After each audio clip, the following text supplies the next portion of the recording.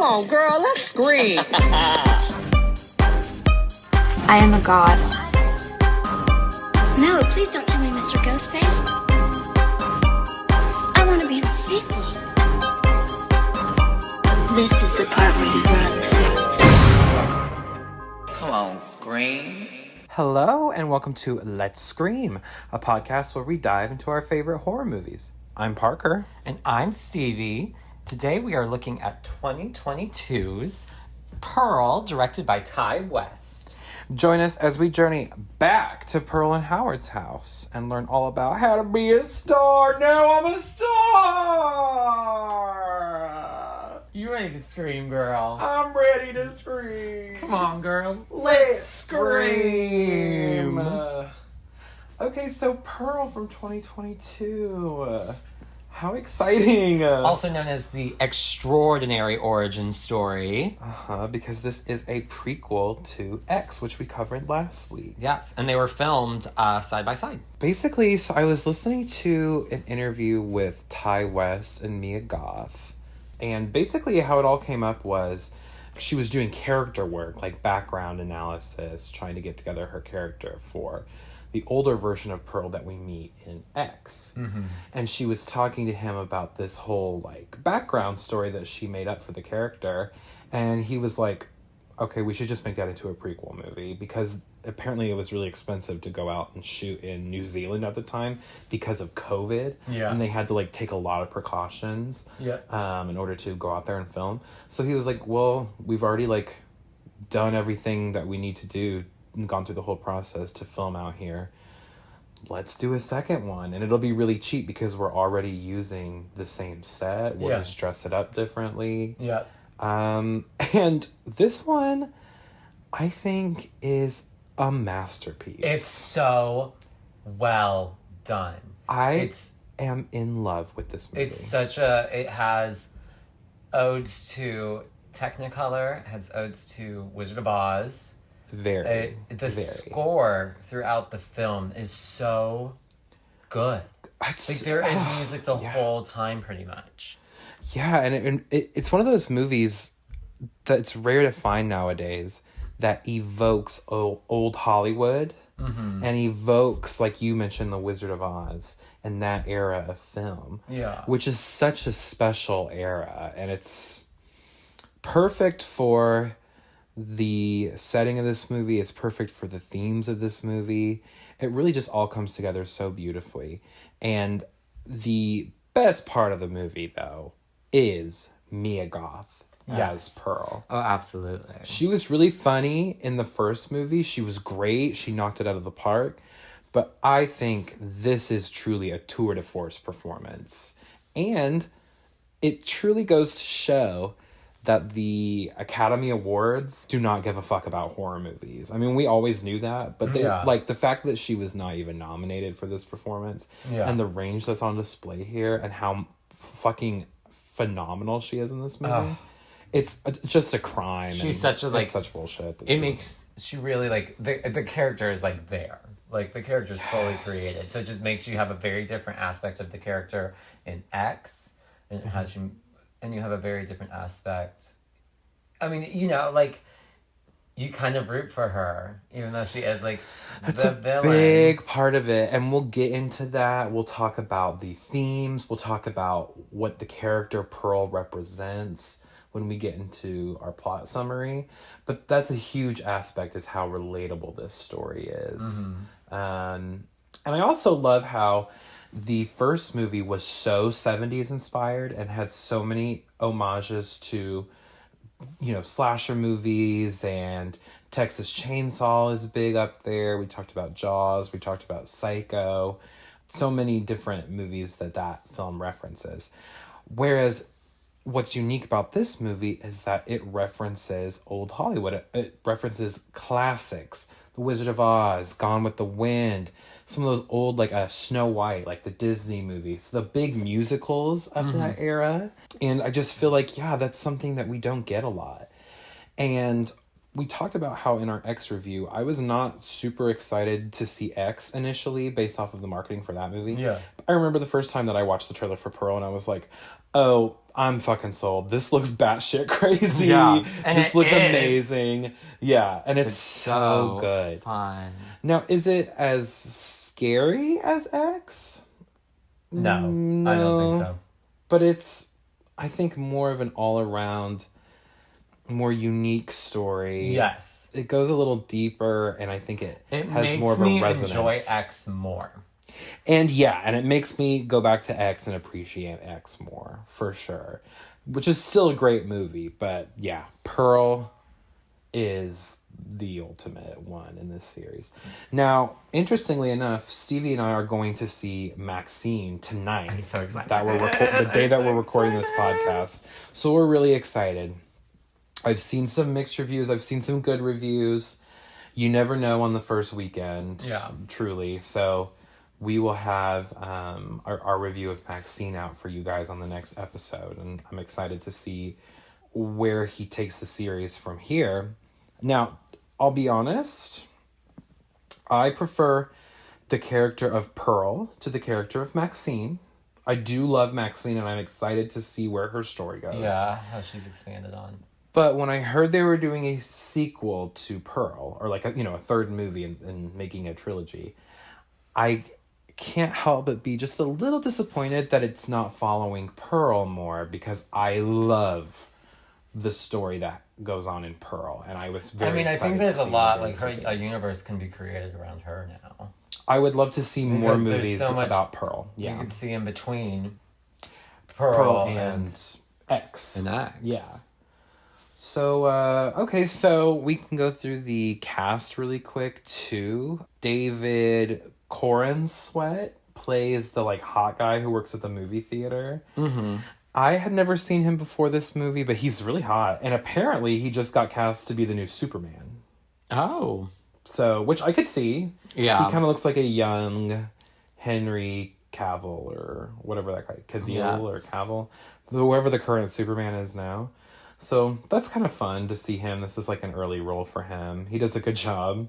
And the mother is played by Tandy Wright. Fun fact about her, this was her first like role. She was the sex correspondent, like intimacy coach on X, the first movie. And she auditioned for this role and learned German for it. And I think she's so good. She's so good. I thought she spoke German. Right, exactly. Good for her. She does a great job as Pearl's mother. Mitzi is played by Emma Jenkins Purrow. She did a great job too. I Yes. love Mitzi. She's Matthew hilarious. Yeah, and Matthew Sunderland plays Pearl's father. That's kind of the main cast. It's a small cast because it's the story has kind of a smaller scope. Yeah. I mean, that's what I like about X. X also has a small cast. Mm-hmm. So I think, which I always think is good. A lot of horror movies do that, but what I like about X and Pearl is all the characters are pretty expanded on, or at least enough to where you actually care about them or like them, which is what I liked about X. Like, I don't think there were any unlikable characters in X. 100%. Jackson and Bobby Lynn are, you would in any other movie they'd be like very obnoxious. Yeah, characters, but you're like, oh my god, I love them. But they're the best. Yeah. With this movie, I love the score. I love the cinematography. I love the acting direction everyone took. There's very smart choices in the film of the time period it took place in, which is 1918, which was during the Spanish flu. So there's a point where like we see a lot of people wearing masks, which was a very intelligent way and smart way to film during the this movie pandemic. because the pandemic was going on. Yeah.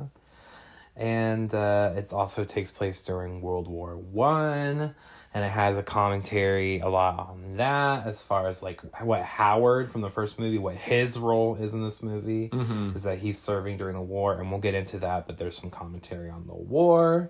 Yeah. And yeah, overall, such a great movie. This movie instantly, upon the first time I saw it, became one of my maybe top 5 favorite horror movies. Oh, it's a great one. I absolutely adore it, and I couldn't recommend it more.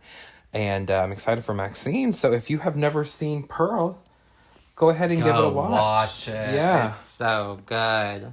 And then at this point, are you ready to dive into the plot summary, Stevie? I'm ready.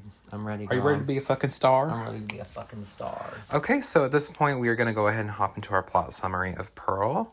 If you want to avoid spoilers for Pearl, go ahead and watch that movie and then come back and get into it with us. All right, are you ready to scream, girl? Come on, girl. Let's scream. Okay, so the movie opens and we get an homage to that aspect ratio barn door hole setup from the first movie.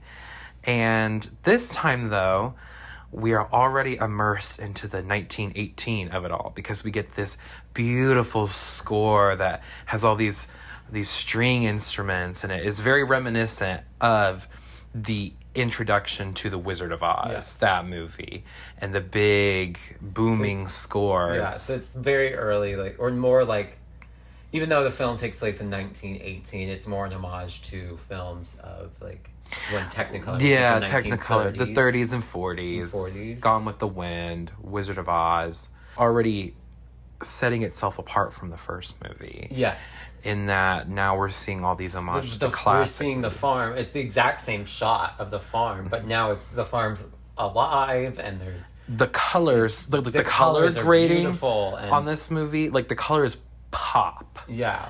And all the reds are so red, and all the yellows are so yellow. And yeah, in the first movie, I talked about how this farmhouse has seen better days, because when we see it in this shot in the Pearl, it's like this beautiful yellow, idyllic farm. Like those girls on TikTok who always are like, oh, this is the life I want. Like, this is their dream house. Yes, exactly. I would also like to say the music, according to Wikipedia, is by Tyler Bates and Tim Williams. They did a really great job. So yeah, we get our shot of the farmhouse. Then we see our main character, Miss Pearl. She is in her mother's room. She has on one of her mom's dresses, and she is dancing, and she is imagining herself as a fucking star. And she is doing the dance that she was doing in X when she killed RJ. And she was dancing in the red lights. So this is, and this also, I'm pretty sure there's a picture of Pearl in X, like young Pearl, that she shows Maxxxine. That is her doing this kind of like ballet move with her arms. Yes. And she's envisioning herself like on a sound stage, and with like lights shining all over her, and the music swells, and it's all romantic and fantastical and dramatic, and she's so into it. And then her mother barges in. Pearl. What are you doing?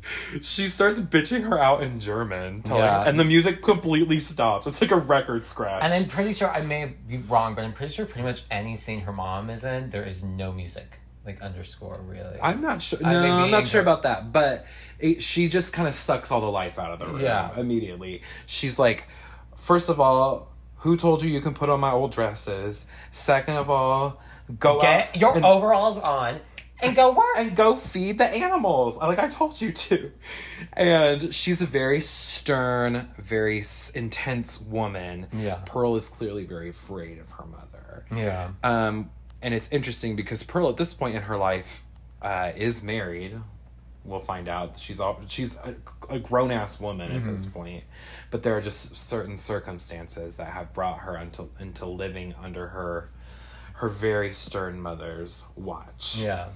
So she changes into her signature overalls, and she goes out to the barn. And this is kind of one of our connections we'll see with Maxxxine. Because Maxxxine is in her film wearing overall shorts, but like, you know, they're, which would have been common at that continuing time. To be, those characters are kindred spirits of each other.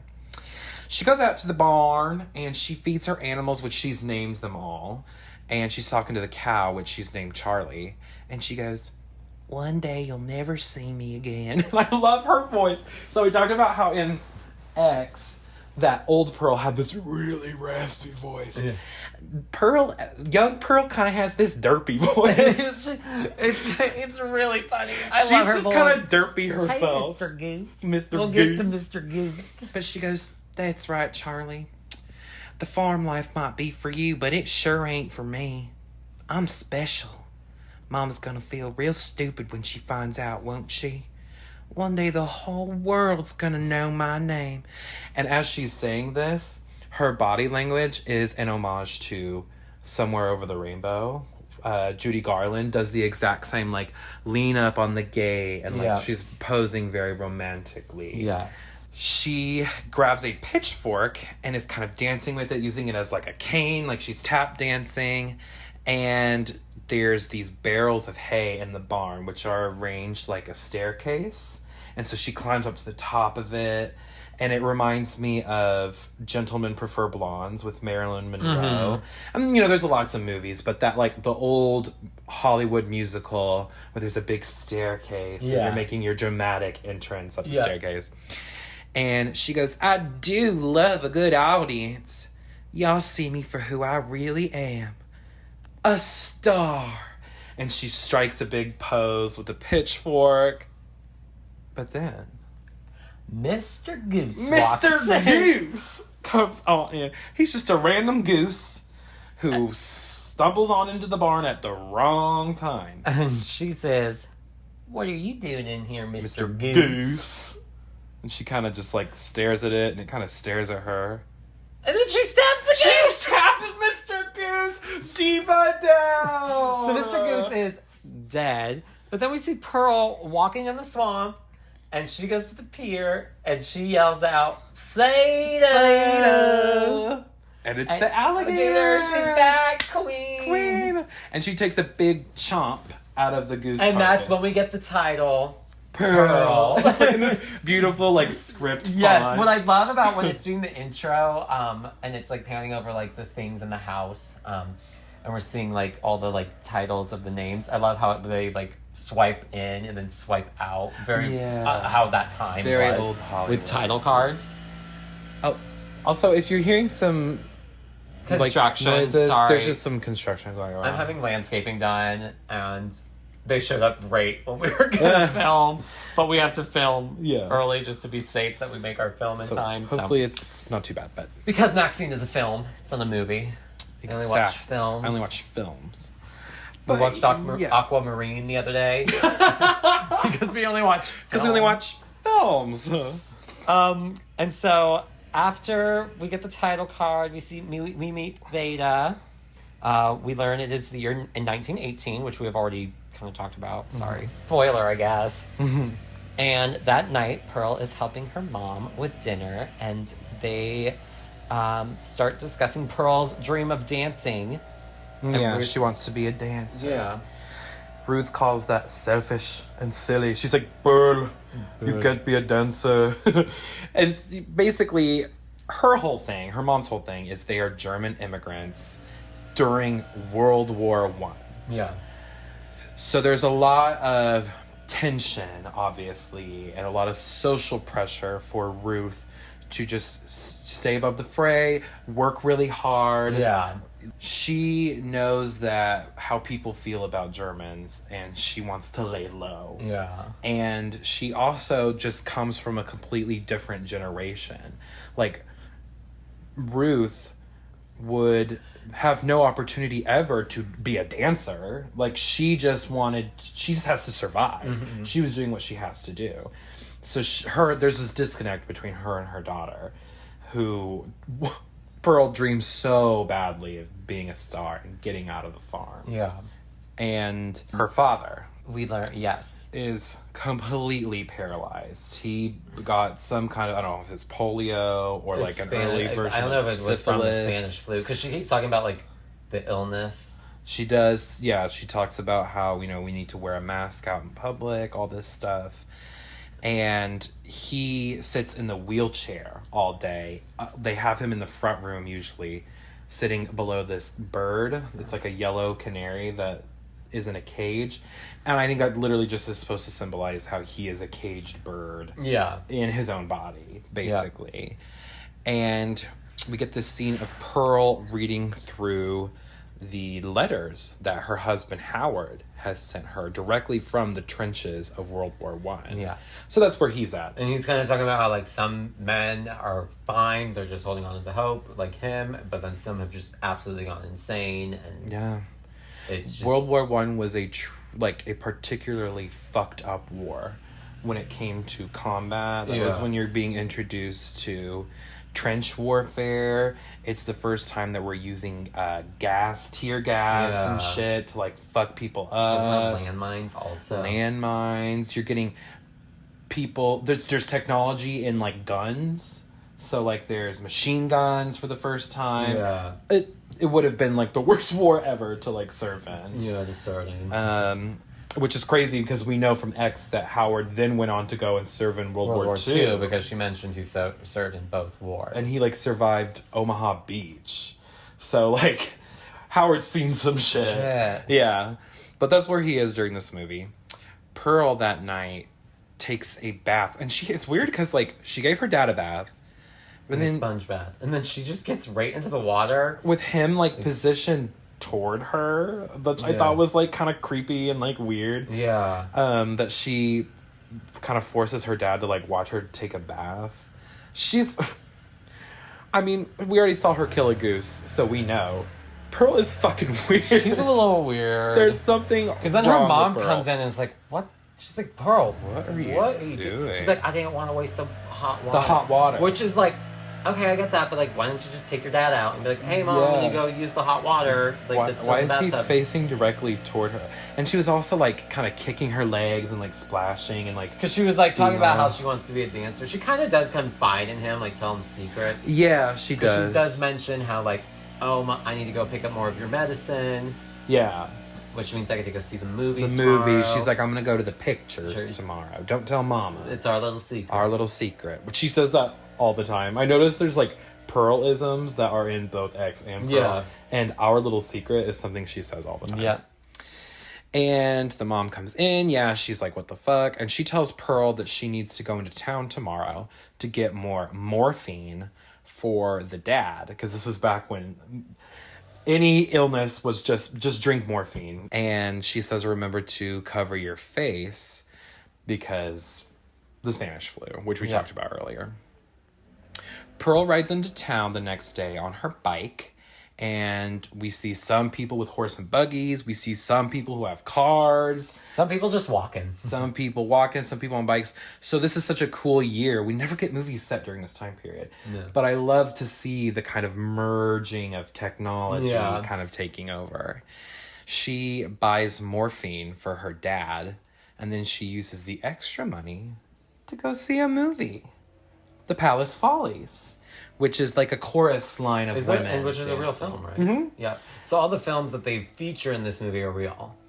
The only thing that's not real is the intro to the movie where it's showing like soldiers from the war like getting like violently killed and like the tear gas and stuff. Yeah. And we know from history that people did not see war atrocities on film until Vietnam.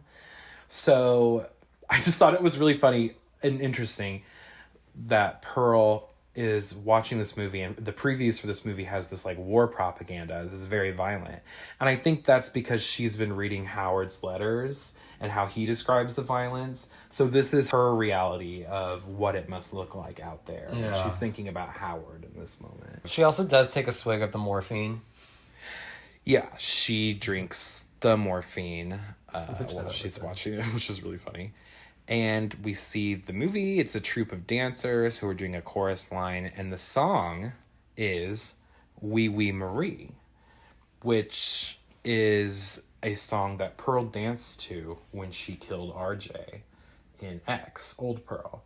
It's that same song. That was just kind of like a haunted, slow cover. This is like the original, like, chirpy, cheery, vaudeville kind of song. Yeah.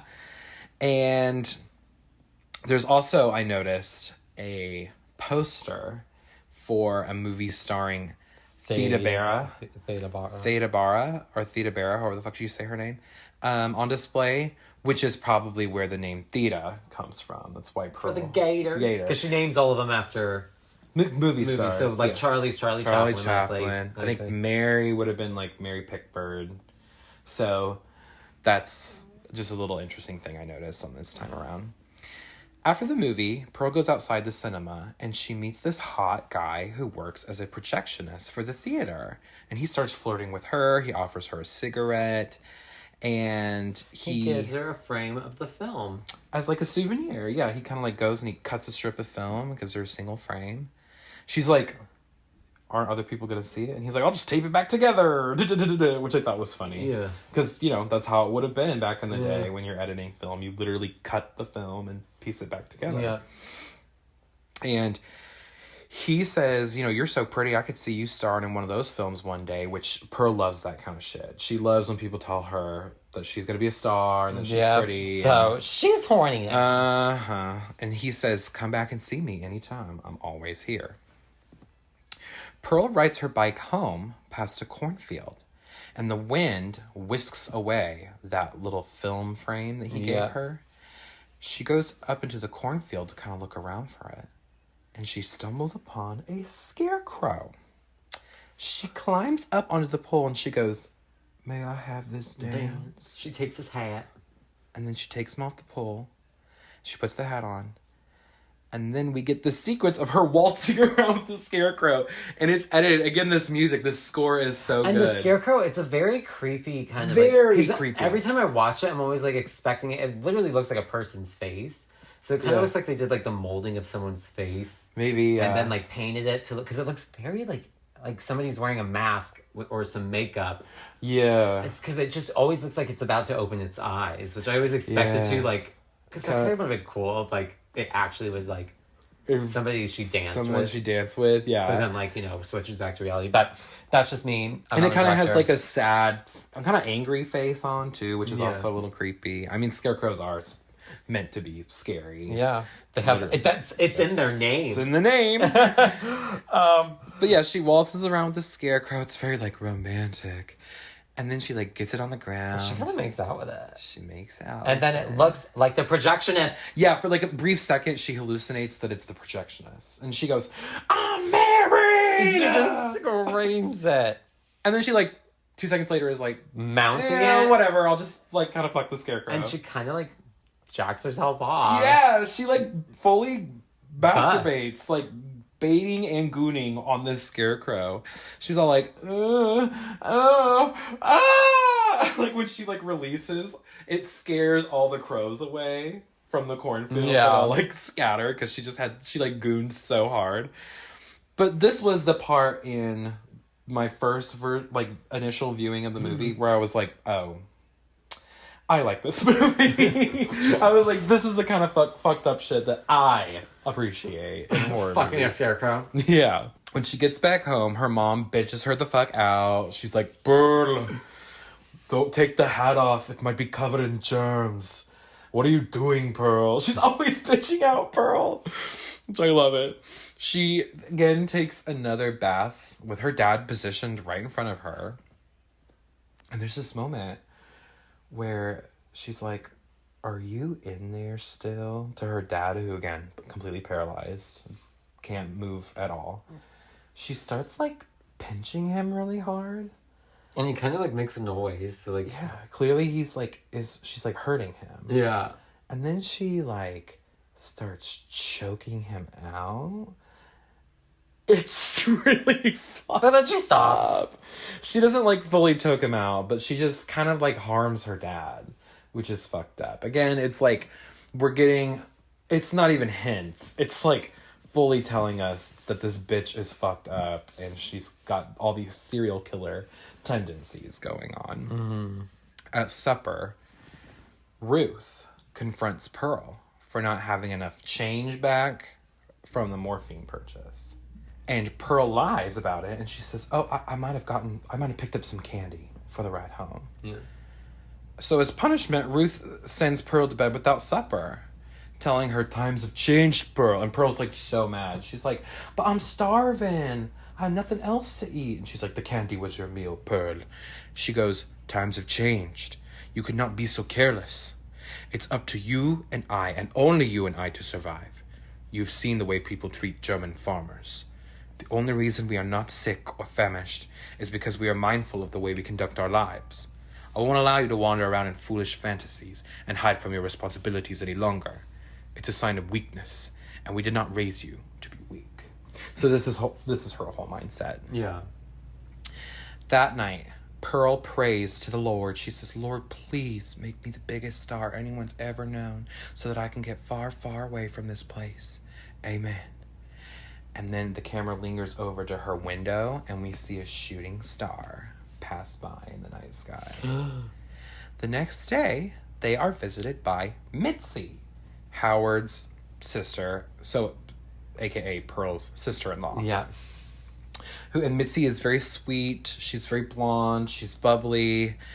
Her whole family, like Howard's side of the family, seem to have way more money than Pearl's family because they have a car. Yeah. She's wearing all these like fur pelts and fur coats and shit. And she reminds me of the Cowardly Lion. Yes. Her whole character in general is giving very much Cowardly Lion because she's kind of a nervous wreck, but she's funny and she's just kind of like ditzy. Her name's Mitzi and she's ditzy. Yeah. And this is where a really good meme comes from because Mitzi goes to see Pearl in the barn and Pearl says, "Hi, Mitzi, I like your dress." And there's that meme where it's like that clip. So it's, Pearl is so kind. Pearl is so kind. Yeah, there's like this whole series of memes where people will comment like, "Oh, Pearl is so kind," or "Pearl's such an empath." There's also an edit where it's like her later in the film to look like it's a Christmas moment. I'll point it out, but like it's Pearl is so jolly. Pearl is so jolly. She's wearing a Santa hat in it. I mean, they're not wrong. Like, she is. Pearl is so kind. She did nothing wrong. And Mitzi... Her mom... is dropping off a pig. A baked pig. A baked pig. It's just like want to check up on you guys, make sure you're good. We put this together for you, enjoy. Ruth is a bitch about She's like, no, I won't accept charity. I won't accept charity. There are germs. She's like... And then Jesus Christ. She's God damn it, Ruth. It's a fucking pig. She's like, girl, just take it. She just leaves it on the porch.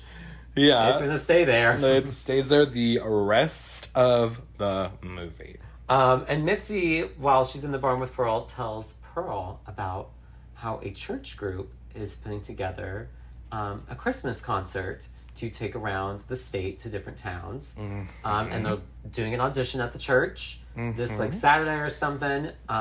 It's for like a dancing troupe. It's for a dancing troupe.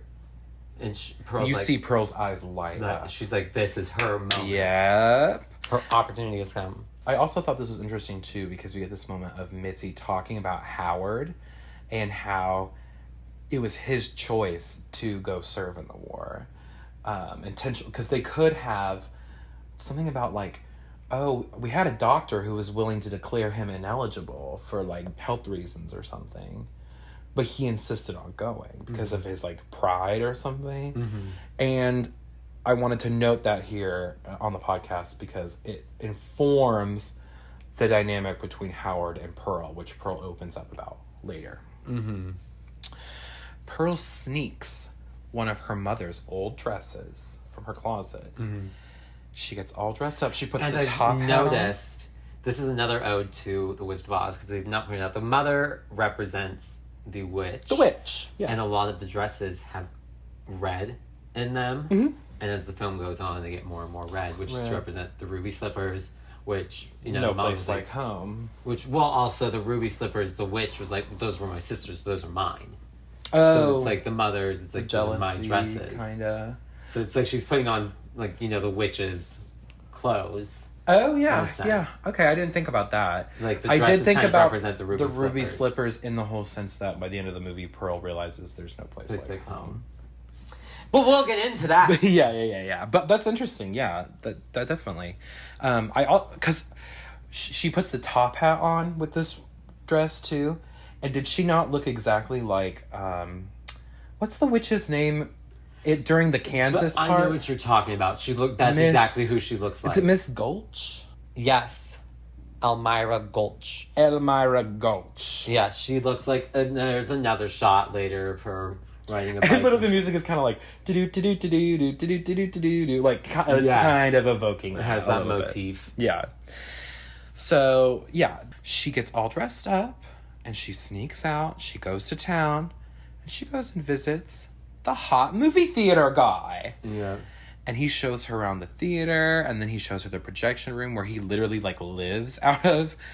Because he calls himself, like, a bohemian.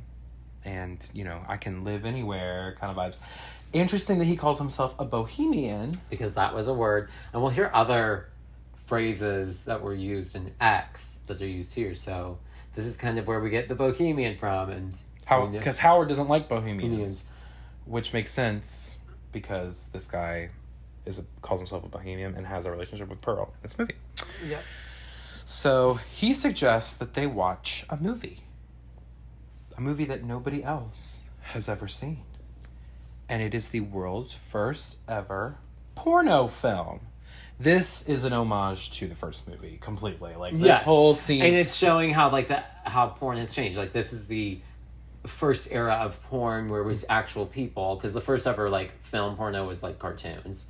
But this was the first time it was like actual people. Mm-hmm. And this is a real film. This is actually, if you're ever in New York City and go to the Sex Museum, it's displayed there.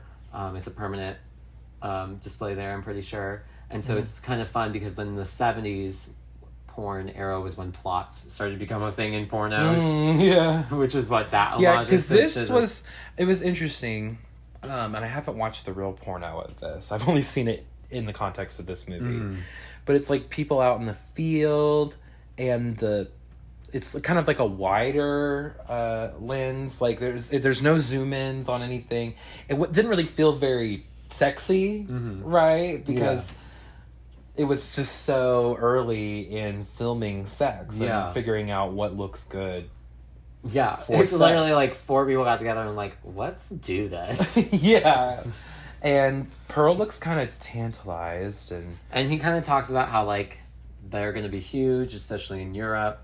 Like it's going to be like the next big thing, and he wants to capitalize on it. So he wants to go, and like he has this desire to start making these porno movies, and he keeps telling Pearl like, "Oh, I'd love to see you in these movies."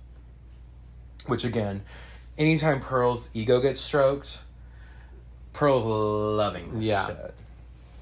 The subject of her...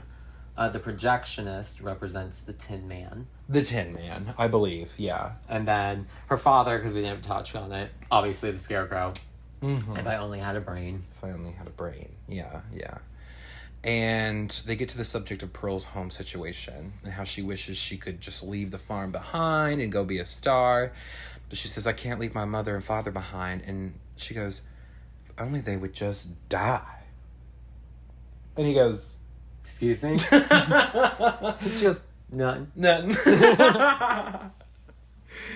She goes home after that. And she's like sneaking into her bedroom, but then she hears her mother weeping in the other room. So dramatic. Ruth is so dramatic. She goes like checks on her and is like, okay. And the Pearl goes mad. And the next day we see Pearl taking her father out for a little stroll. By the door. Like everything she does just makes me laugh in this movie. Yes. She's so funny. Yes. Because even this part, she takes him to the end of the dock. And calls out for Theta, the and she's gator. And she's like, no, Dad, this is no way to live. Yeah, and he's literally like shaking. Like he doesn't have much movement. What he does every time Pearl's doing some shit in front of him, he always goes, and it's kind of camp. And then Ruth comes out and is like, Pearl, what are you doing? What are you doing, Pearl? What the fuck? And Pearl goes, when do I get what I want, Mama? And her mom goes, Pearl, life is not about getting what you want. It's about making the most of what you have. It rarely turns out the way you expect it. And that's kind of the thesis statement of this movie, I would say, for sure. Yeah. And this is kind of a cool thing. We'll get into it later, but this is going to be kind of a connection between Maxxine and her father and Pearl and her mother. So we'll get into it. I never even thought about that. The fact that they both had like really strict parents. Yeah. Because Maxxine's dad. So that's why I'm like wondering if Maxxxine is going to end with Maxxxine having a very similar fate to Pearl. I'm interested. There's just so many. There's a lot that I'm wondering about. It's one I'm so excited for. Yeah, stay tuned for next episode for Maxxxine. But Ruth leaves, and Pearl looks over and she sees that Theta has laid eggs. So she takes one of the gator eggs and she hides it in the barn at first. But then she goes back to it. And she is imagining, because there was another shot. This happened earlier in the film where she just imagines Howard coming home. Because as soon as he comes home, she knows that like, oh, I can like get the fuck out of here finally. Yeah, it's kind of like because I have some sanity now because I just could not do it with her alone. And then this is where we first start to really see that she resents Howard because then for she leaving. imagines him coming home again, and she's holding the egg, and as soon as she kind of crunches the egg, she imagined that Howard is exploding. So she's also kind of now hoping.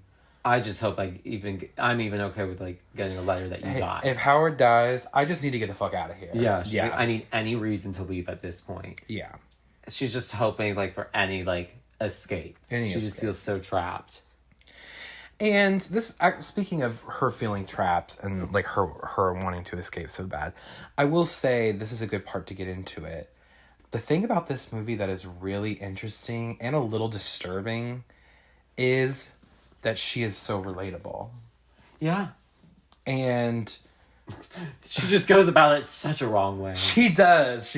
And she definitely like is mentally ill as fuck. And like back in the day, you know, you would probably go and get like electrotherapy if someone was even a thing. If that was even it would have been like electroshock, and it would have been absolutely horrific. Yeah. And so, you know, you just kind of feel bad for her. You know what I mean? Like, it's very American, I think, to latch onto the movies and to latch on to the arts, and you know, she wants to be a dancer. Yeah. And to always want to escape. The escapism is always there for everybody, and the desire to be famous, the desire to have money, recognition, power, all that stuff. And I think it's a reality that everyone faces. I mean, unless you literally do become famous and get that dream. But there's a reality that we all face our time is over, and that's a huge reality that she has to face both in this movie and in X. Yeah. So, just interesting stuff here, and it's a huge reason why I love these movies so much. It's how connected I feel, and I think again it's a universal thing. Like, I'm sure I'm not the only one who feels such a strong like relatability to Pearl. Yeah.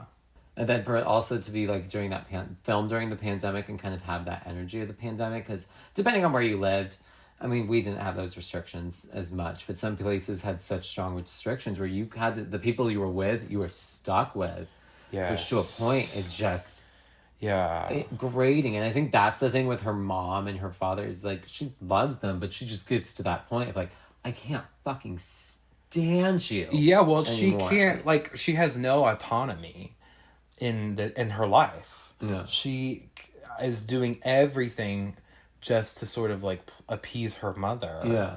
And to sustain their life on the farm. Yeah. But at the end of the day, she knows that she has greater desires beyond that. Yeah. So at supper that night, Ruth confronts Pearl and reveals that she found Pearl's program from the movie theater. And she demands that Pearl has to go stay in the bunkhouse, which is and quarantine herself. House that the porn crew stayed at in X. And it's fucking storming out, like thunderstorming. Yeah. And Pearl's like, it's cold out there. Yeah. She's like, you endangered us. Yeah. Like, you'll have to live with your decision. And Pearl tells her mom about the dance audition. Like, no, I'm gonna go. To let you know, I'm gonna go be a star. And the mom finds She's like, her "No, you're not." ungrateful, finds her just finds her selfish. Pearl is insisting that she goes to take this opportunity while she's young. Yeah, she's like, listen, I will go do this. I want to do it just to say that I did it. And if I don't get it, I will come home. I will stay here and you'll never hear about it again. Like, I just need to try. I have to do it. And she says, Mama, you have no idea what I'm capable of. And Ruth kind of switches up. And she gets a little cunty. She says, oh, yes, I do, Pearl. In fact, I know exactly what you're capable of. I see what you do when you think no one is watching. And eventually, people are going to find out about it, and they will be frightened of you. Which is tea. So we can assume she has seen her kill the animals. The animals. I think She has seen her. I think she heard everything she was saying to the dad. To the dad. I think she probably knows that she's pinching her dad, choking her dad out, killing the animals, all the shit, all the crazy shit. Yeah. So now we kind of get a little insight into Ruth's perspective of her daughter. Yeah. Because at first you're like, damn, this bitch is like crazy strict for no reason. Well, she's kind of like trying to keep Pearl in line because she knows Pearl has these like psychotic tendencies. Yeah.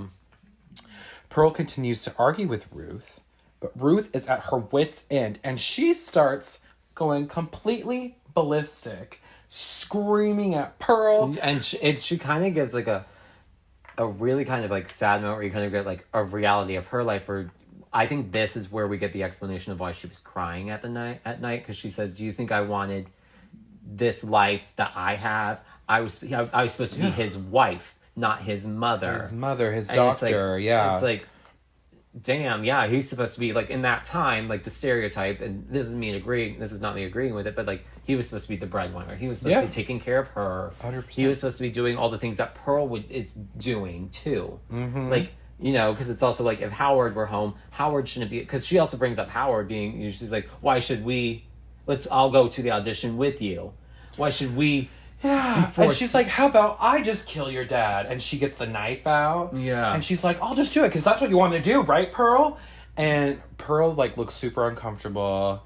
And Ruth ends it with, oh, you want to leave? Go. But when you fail. And you will fail. And that was like, oh. She says, I want you to remember what it feels like because that's how I feel every time I look at you. And it's like, damn, like... And then she goes, just what more do you want from me?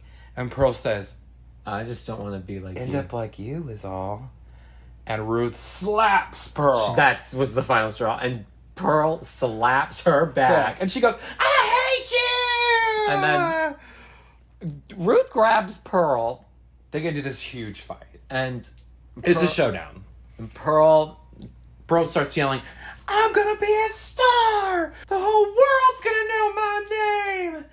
And Ruth just gets too close to the and she goes fireplace. Up in flames quick. Like immediately she's like, girl, are you doused in lighter fluid? And it's crazy and Pearl's freaking out. She grabs like a pot of boiling water. And throws it on her and that puts her up. But this is also very reminiscent of the death of the Wicked Witch. She gets set on fire and then getting melted. Dorothy throwing the bucket of water. Yeah, 100%. And now her mom is nothing more but than just like this crispy little critter. Yeah, she's fucked up, but she's still like barely alive. And Pearl like yeets her mom's body into the basement. She throws her body in the basement. And her dad is like freaked out. He's like sitting there like oh my god. And Pearl just like is like, I'm out of here, and she leaves. She goes to fuck that hot guy who works at the movie theater. Yep. And that night she has this dream where she's on stage, and at first it's very beautiful. This reminded me of Baby Jane. Mm-hmm. I've written a letter to Daddy. Like that's kind of the vibe this is giving when she's on the stage and Pearl's looking out and she's a big star and people are giving her flowers. But then she sees like her whole, like she sees Howard, she sees her dad, she sees her mother out in the crowd. And her mom has a mask on. She takes the mask off and she has burns all over her face. And she has this really creepy, like, burned smile. Mm. And it's quite frightening. And she wakes up in a shock and realizes it's the day of the audition. So she starts scrambling to get ready. And she tells the guy, like, oh, I have to practice for my audition. And he offers to drive her home. And on the way there, she sees this army guy walking on the side of the road toward her house. And she kind of gets paranoid, like, oh, maybe it's Howard. And the audience, we don't really get a good look at him. Yeah. But it very well could be Howard. And so she's, like, getting paranoid. Like, oh. And he's like, is that somebody you know? And she's like, I don't know. I can't tell. Just clearly because she's out with this guy. And so she's having these delusions of, oh, no, Howard's going to catch me cheating on him, all that. Yeah. They get back to her farmhouse. And she goes quickly inside first to, like, wheel her dad away from the kitchen table where she, like, left him there. Yeah. And he's out there waiting for her. And he notices that pig that Mitzi brought. It's covered in maggots. It is just maggoty, disgusting. So the vibe's already off. So the vibes are a little off, and he kind of looks disgusted. She shows him her dad. She's like, this is my dad. And he's like, pleasure to meet you, sir. Whatever. Yeah. And they go upstairs, and they're kind of making out. And then they hear, like, a pounding. He hears thudding. And she's like, it's nothing, don't worry about it. And then he gets, like, annoyed by it. She's like, we gotta go check and see what that is. Because he's, like, turned off at this point. Like, yeah.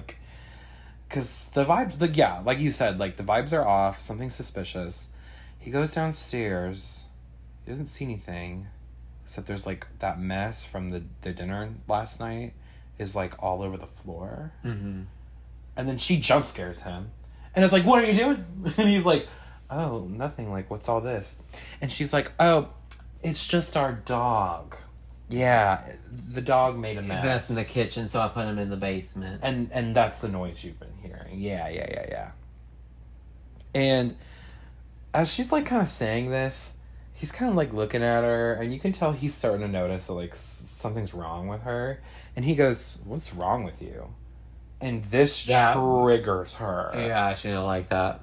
She goes, nothing. But her eye kind of twitches a little bit, and you can tell, like, yeah, this... This is my favorite moment of Pearl. I literally wrote, this is my favorite scene. She takes him out to the barn, and he's continuing to get weirded out by her, and she's, like, talking to the animals. She's like, this is Charlie, they're named after all my favorite movie stars. And he goes, what's your dog's name? She goes, we don't have a dog.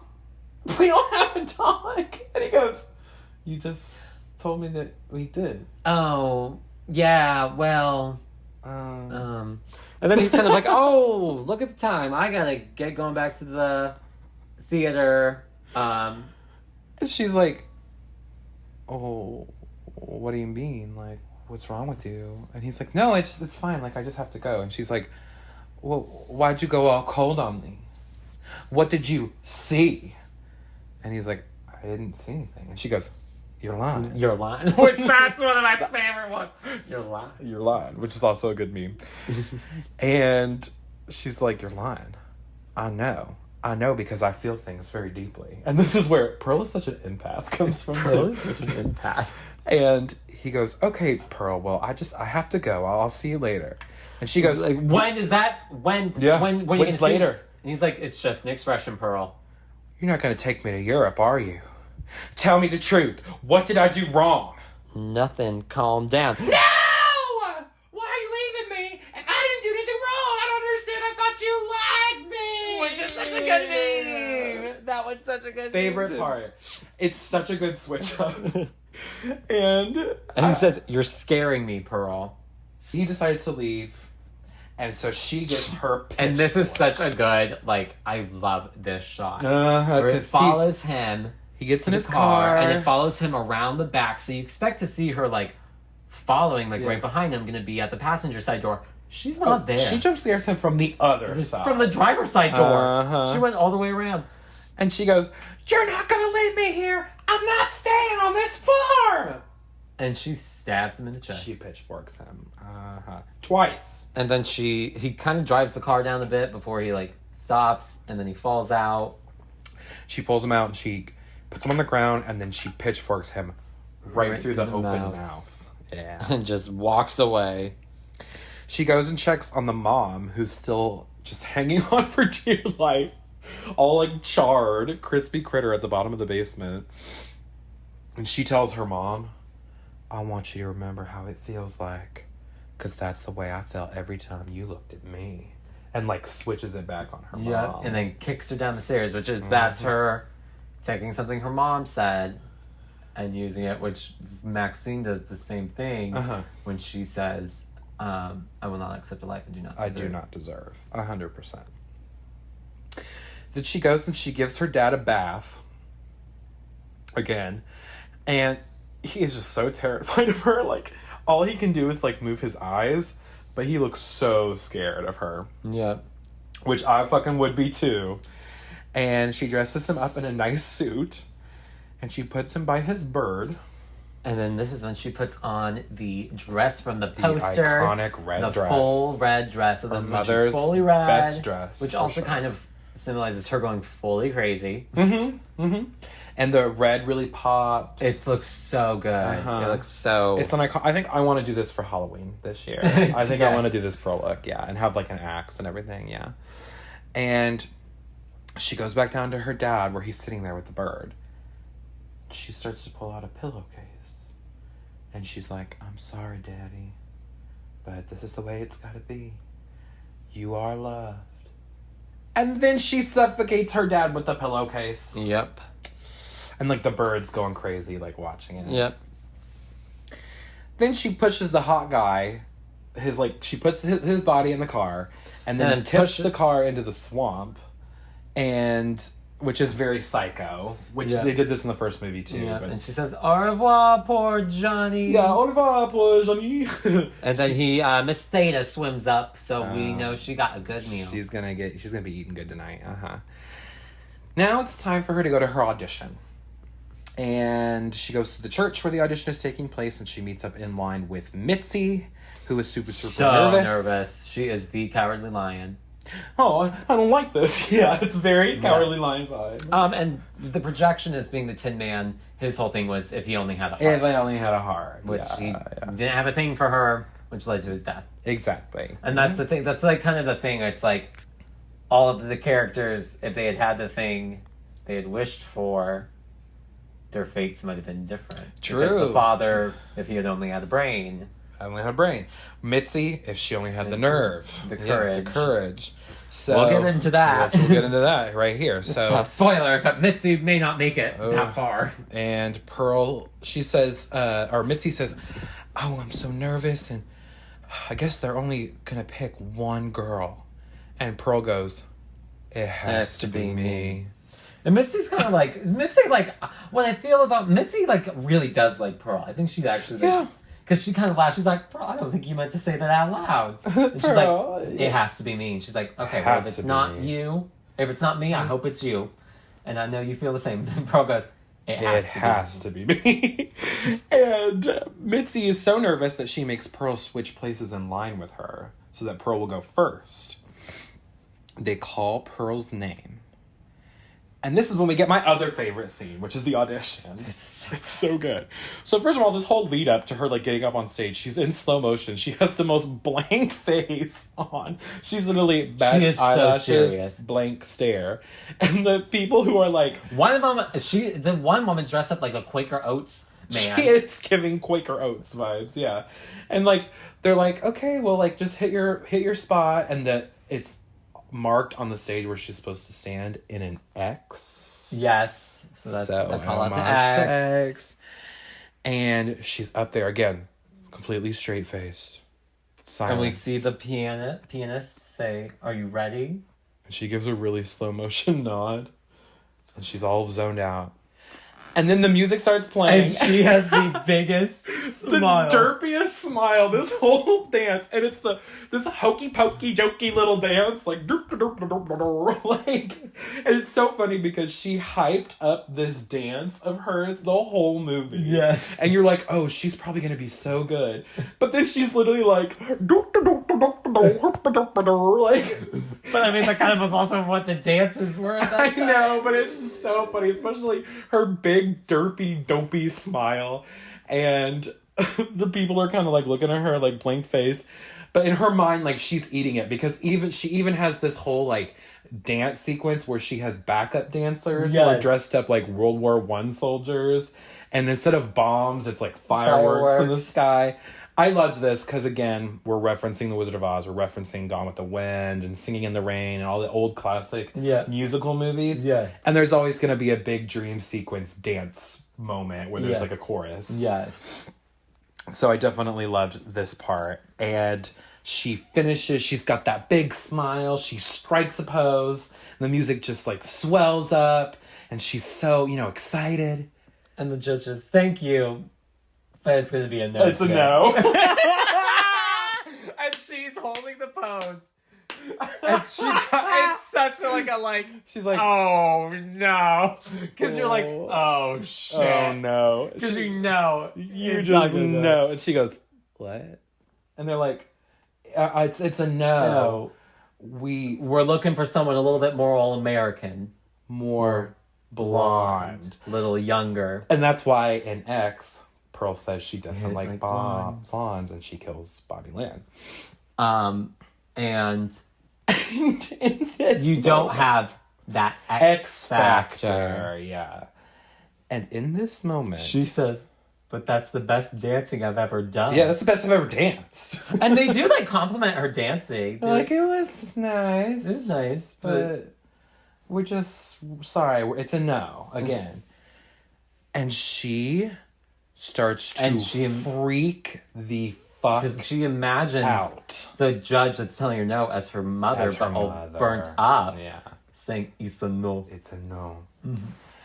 And she goes, no, I'm a star. Please, I'm a star.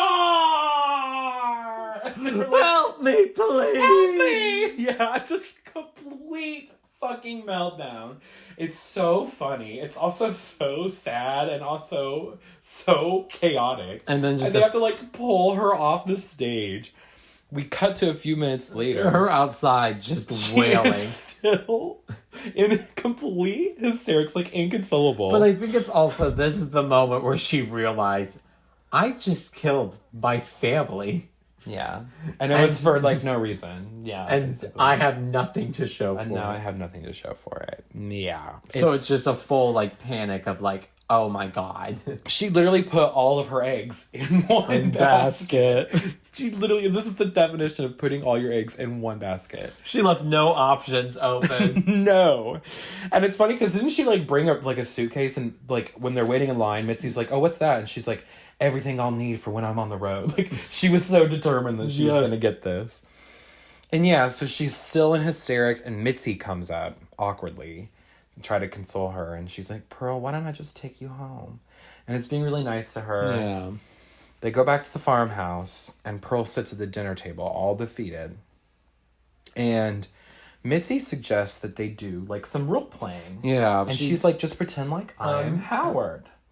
And you can tell me all the things that you want to tell Howard right now. And this, first of all, is one of the best monologues in a film I have seen in so ever, I think, yeah. And she just goes onto this whole tangent of it's one take, and it is pretty much, I want to say almost 8 minutes long. I watched a video that gave me a fun fact. I'm wondering if it was improv too, parts of it. It wasn't improv. I did watch a interview where she said that they didn't improv anything for this movie. Oh, okay. Because they were just really set on this is what it's gonna be. This is the story. Yeah.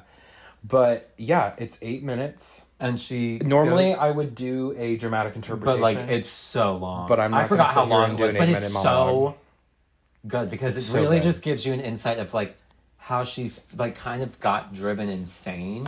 Yeah, so she talks about her resentment with Howard for leaving her alone on the farm. I hate you for leaving me. Mm-hmm. I wish honestly that you would just. I honestly kind of wish that you would die. I wouldn't mind that. Because when she married him, she knew that he had money and a completely different family. Life. She was the first time I met your family, that's what I wanted. It was just in the movies. Something special. But she found out after they got married that he really just wanted to stay on the farm. He liked farm life. He was a farmhand that worked for the family before the war. Mm-hmm. And that's how he met Pearl. And she kind of talks about like how even she was like, I can't believe, you thought I was so beautiful. But then she kind of talks about, she's like, I know how I am. And I hid a lot of that from you because I really wanted you to like me. Mm-hmm. Her insecurities. She talks about how she cheated on him, how she feels sorry for that, how she feels like she's a bad person, and there's definitely something wrong with her. She talks about how she did everything for him. Mm-hmm. She's like, I stayed on this farm for you. For you. I even had your baby growing inside of me. Yep, she talks about how she got pregnant at one point. She hated it, and she was glad that she miscarried. Super thankful that it was a miscarriage. She said it felt like sickness, that baby growing up inside me. She talks about how she's killed small animals and eventually people. And this whole time, I love it because it does not cut away. Again, it's one take. You do not see Mitzi the whole time. You do not see Mitzi's reaction, and you are dying to know her reaction. She just keeps going on, and at the end of it, it finally cuts back to Mitzi, and she goes... She's, like, not looking at Pearl, and she puts her hands up, she's like... I'm gonna go. I should probably go now. Yeah. My mom, she's like, if I don't go now, my mom is gonna be wondering where I'm at. Oh, yeah, so I have to go. And Pearl goes, are you scared of me? No, of course not. Pearl, of course not. I'm really happy for you, Mitzi. For getting the part. You deserved it. But I didn't get the part, Pearl. It's okay. It's okay. My feelings aren't hurt. Don't lie to me. Don't lie to me. And she's like... And she's kind of like, okay, I'm glad. Okay, well, sure. Yeah. It's going to be swell. She's like, I hope you can come. I did get the part, yeah. But I don't think Mitzi got the part. I think she's just afraid of Pearl. Again... the Cowardly Lion vibes. I think that her nerves in this moment kind of cost her. Yeah.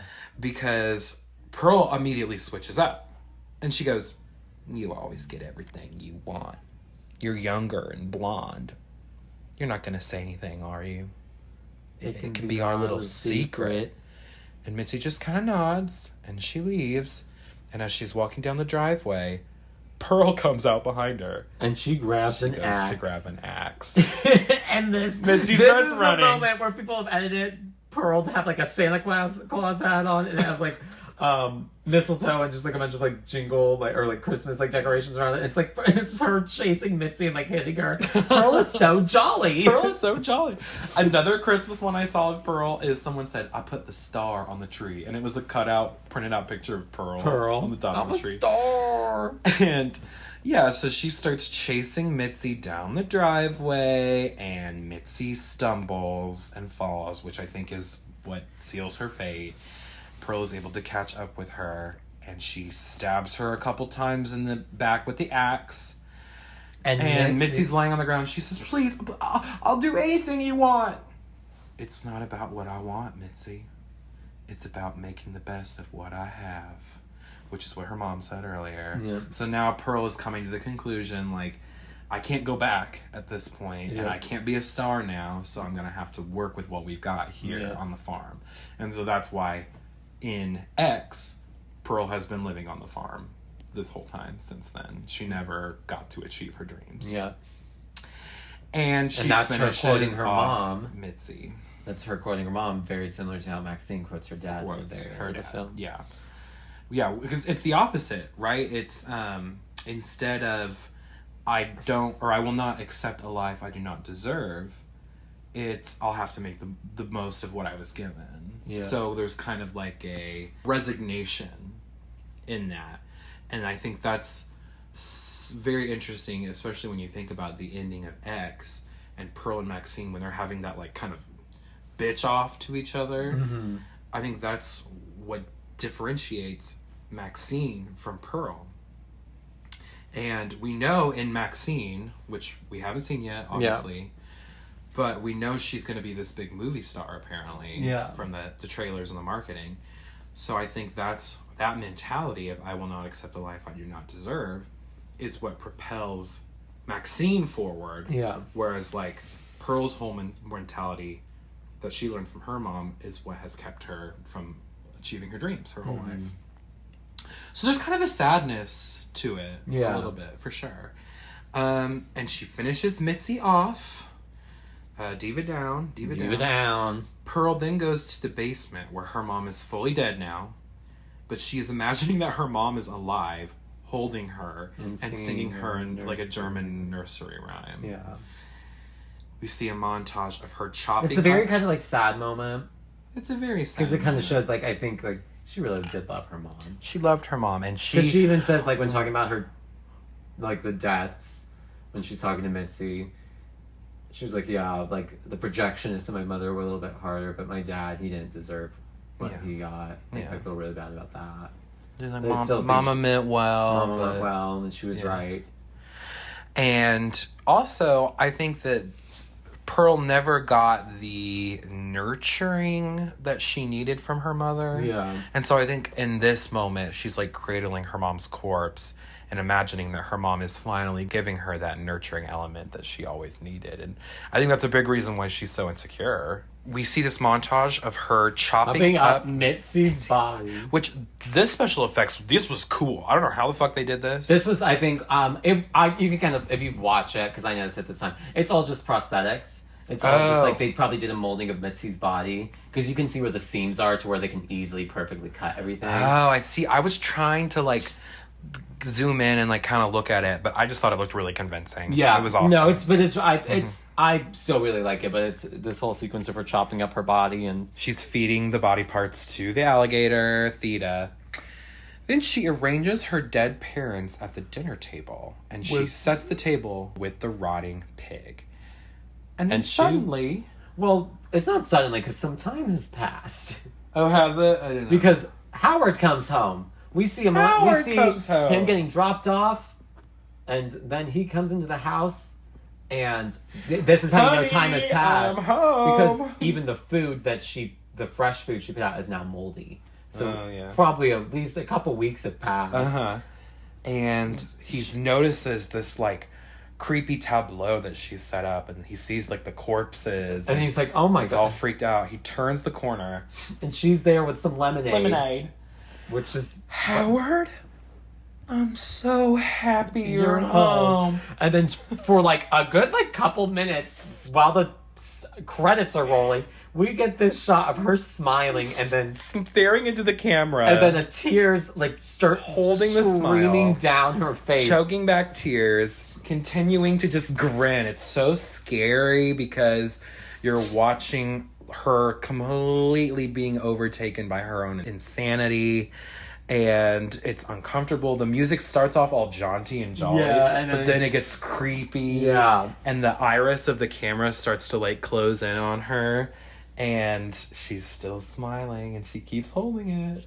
It's really, really good. And the end. And what I love about this movie and X, and what I've also heard about Maxxxine, they're all like hour-and-a-half long movies. Yeah! They're all which is so good. That's the way it's meant to be. Everything is so short and concise. Yeah. And it's like, great story. Great story. I love this one. This is one of my favorite movies. God, me too. Yeah. Definitely in my top 5 horror movies, for sure. All right, Stevie. So, let's see. Next week, obviously, we talked about it. We're going to be doing Maxxxine. Well, that episode will be coming out a little bit sooner, than usual. We are going on vacation, and so next weekend. So we're gonna film because it would either be we put it early or it would be late, and we'd rather it be early. And next episode might be a little bit different. We may not have as precise of notes because it's going to be more of our initial like reaction to the film. Yeah. Hopefully there will be a Wikipedia. I'm sure there'll be a plot summary for us just to get it, be like, oh, okay, this is what we were, But I might not be able to go into as much detail. I might not be able to pull as much themes out just because it's going to be so early in the viewing process.